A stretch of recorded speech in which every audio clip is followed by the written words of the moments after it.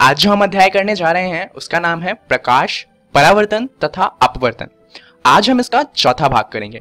तो चलिए जानते हैं कि इस भाग में हम क्या क्या जानने वाले हैं। तो इस भाग में हम पहले बात करेंगे अपवर्तन की और उसके बाद हम जानेंगे अपवर्तनांक क्या होता है।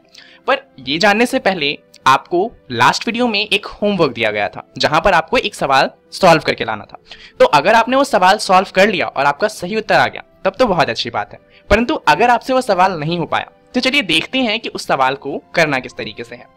तो सवाल था कि किसी ऑटोमोबाइल के पीछे का दृश्य देखने के लिए उपयोग होने वाले उत्तल दर्पण की वक्रता थी 3 मीटर और एक बस इससे 5 मीटर की दूरी पर स्थित था। तो हमें बताना था कि प्रतिबिंब की स्थिति क्या होगी, उसकी प्रकृति क्या होगी और उसका साइज क्या होगा। तो अब यहाँ पर हम देख सकते हैं कि हमें दो चीजें दी हुई हैं, एक तो वक्रता त्रिज्या और दूसरी दी हुई है बस की दूरी हमारे जो दर्पण है उससे। तो सबसे पहले तो हम ये देख लेते हैं कि हमें दिया क्या क्या है। वक्रता त्रिज्या 3 मीटर हो गई और बिंब की दूरी हो गई -5 मीटर, क्योंकि जो हमारा बस है वो हमारे दर्पण से बाईं तरफ पे होगा। मिरर के अंदर कोई सी भी चीज पॉजिटिव होती है, परंतु जो हमारा दर्पण है उसके बाहर कोई सी भी चीज कैसी होगी, नेगेटिव। तो इसलिए यू हमारा -5 मीटर होगा। अब हमें प्रतिबिंब की दूरी निकालनी है और हमें जानना है कि इसका आवर्धन कितना है, और हमें ये दोनों बातें नहीं पता। तो चलिए देखते हैं कि इसका उत्तर किस तरीके से होगा। अब सबसे पहले हमें निकालना होगा फोकस दूरी, क्योंकि फोकस दूरी के बिना तो काम हो ही नहीं सकता। परंतु फोकस दूरी दी नहीं थी, पर हम ये जानते हैं कि फोकस दूरी वक्रता त्रिज्या की आधी होती है। तो फोकस दूरी हो जाएगी 3/2 यानी कि 1.5 मीटर। और अब हम इसके अंदर दर्पण का सूत्र लगा सकते हैं। तो दर्पण का सूत्र था 1/v प्लस में 1/u बराबर होता है 1/f। तो हम इसको कुछ इस तरीके से भी लिख सकते हैं, क्योंकि हमें v की वैल्यू नहीं पता तो उसको एक तरफ रखते हैं और बाकी दोनों वैल्यू को दूसरी तरफ ले जाते हैं। अब अगर हम यहाँ पर वैल्यूज डालेंगे तो f की वैल्यू थी 1.5 और u की वैल्यू थी -5 मीटर।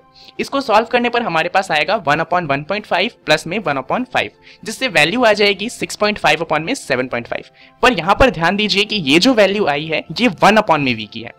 तो v का वैल्यू क्या होगा, इसका जस्ट उल्टा, यानी कि v की वैल्यू हो जाएगी 7.50 में 6.50, जिसको सॉल्व करेंगे तो हमारे पास उत्तर आएगा प्लस में 1.15 मीटर। अब प्रतिबिंब की दूरी प्लस में आई है तो हम कह सकते हैं कि प्रतिबिंब दर्पण के पीछे बना होगा, और पीछे बना होगा तो हम क्या कह सकते हैं कि जो हमारा प्रतिबिंब होगा वो आभासी होगा, और सारी आभासी चीजें हमेशा सीधी होती हैं।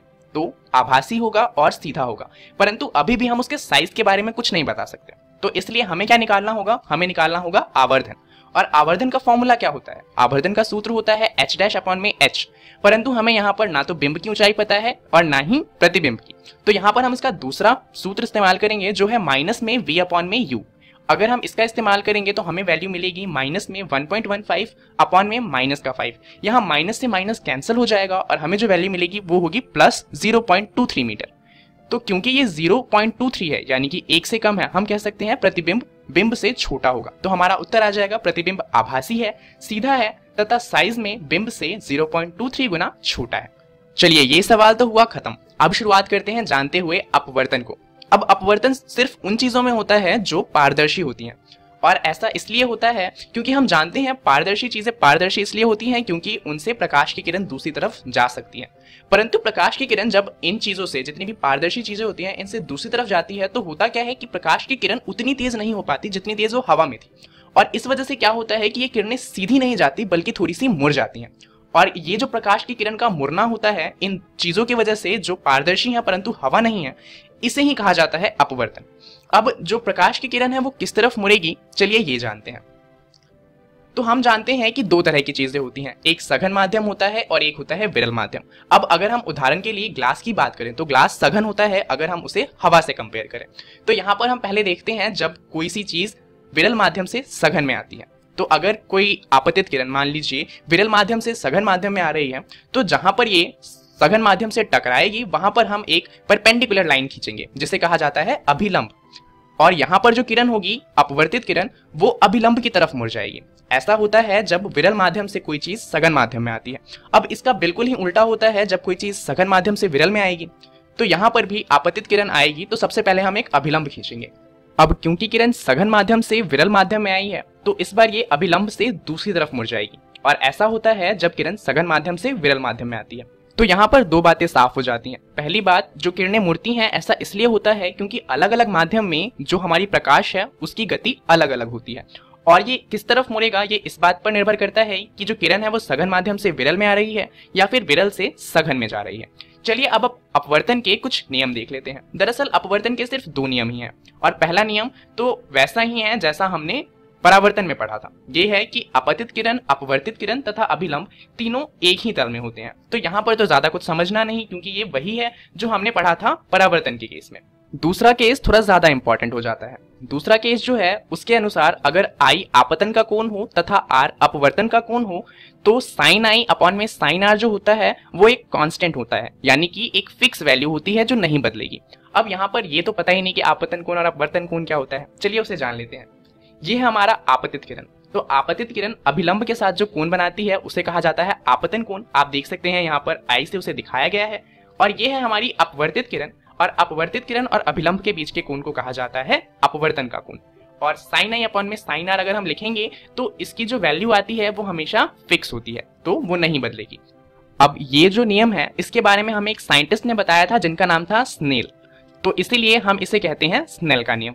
चलिए अब जानते हैं कि अगर कोई कांच का स्लैब हो तो उससे अपवर्तन किस तरह से होगा। अब क्योंकि ये बहुत ज्यादा इंपॉर्टेंट है तो आप इसे ध्यान से देखिएगा और याद करने की कोशिश कीजिएगा। तो इसकी शुरुआत होगी हमारे आपतित किरण से। ये जहां पर कांच के स्लैब से टकराएगी वहां पर हम सबसे पहले अभिलंब खींचेंगे। अब क्योंकि विरल माध्यम से सघन माध्यम में किरण आ रही है तो ये अभिलंब की तरफ मुड़ेगी, इसे कहा जाएगा अपरिवर्तित किरण। अब यहाँ पर जब ये इसके अंदर आ जाएगी तो इसके अंदर तो ये सीधी ही जाएगी, परंतु कांच के स्लैब के एंड पर आने पर इसका फिर से अपवर्तन होगा। तो यहाँ पर हम फिर से एक अभिलंब खींचेंगे, और क्योंकि इस बार सघन से विरल माध्यम में आ रही है किरण इसलिए ये इस बार अभिलंब से दूसरी तरफ मुड़ जाएगी और इसे कहा जाएगा निर्गत किरण। अब अगर अपतित किरण का अपवर्तन नहीं हुआ होता तो वो सीधी आती, तो ये जो दोनों किरण है, जो किरण हो सकती थी और जो किरण अभी निकली है, वो दोनों आपस में पैरेलल होती है और इनके बीच में जो गैप होता है उसे कहा जाता है प्रसव विस्थापन। चलिए ये तो हुआ अपवर्तन एक कांच के स्लैब से। अब हम जानते हैं कि अपवर्तनांक क्या होता है।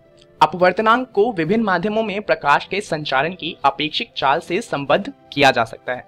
अब इसका इस्तेमाल हम करते हैं ये जानने के लिए कि कौन सा माध्यम विरल है और कौन सा माध्यम सघन है। इसका जो फॉर्मूला होता है या फिर सूत्र कह सकते हैं वो होता है n/1 बराबर में माध्यम 1 में प्रकाश की चाल अपॉन में माध्यम 2 में प्रकाश की चाल। तो प्रकाश की चाल को हम v1 और v2 से भी दिखा सकते हैं। प्रकाश की सबसे ज्यादा चाल होती है निर्वात में, जो कि है 3 गुने में 10⁸ मीटर पर सेकंड। हवा में भी लगभग इतनी ही चाल होती है, इसलिए हम निर्वात और हवा को एक ही मानकर चलते हैं। तो हम किसी भी चीज के सघन और विरल होने की बात इस बात पर निकालते हैं कि वो हवा के मुकाबले उस माध्यम में लाइट कितनी तेजी से चलती है। तो अगर एक माध्यम निर्वात या वायु है तब माध्यम 2 का अपवर्तनांक निर्वात के सापेक्ष माना जाता है। यह माध्यम का निरपेक्ष अपवर्तनांक कहलाता है और इसका फॉर्मूला होगा, अगर मान लीजिए वायु में प्रकाश की चाल c है और माध्यम में v है तो इसे हम कहेंगे nm, जो बराबर होगा वायु में प्रकाश की चाल अपॉन में माध्यम में प्रकाश की चाल या फिर c अपॉन में v।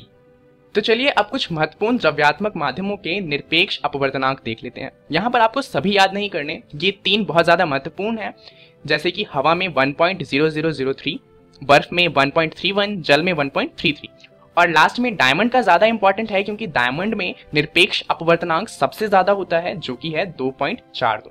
तो चलिए जानते हैं इस वीडियो में हमने क्या क्या सीख लिया। हमने सबसे पहले जाना कि अपवर्तन क्या होता है और उसके बाद हमने जाना कि अपवर्तनांक क्या होता है। अब इसके बारे में आपको पढ़ना है अपनी एनसीईआरटी की किताब का प्रकाश, परावर्तन तथा अपवर्तन वाला अध्याय। वहां पर आपको इसी नाम से ये टॉपिक मिल जाएंगे, यानी कि अपवर्तन और अपवर्तनांक आपको पढ़ कर आने हैं। अगली वीडियो में हम बात करेंगे लेंस द्वारा प्रतिबिंब बनाने की। इस वीडियो में इतना ही, तब तक के लिए धन्यवाद।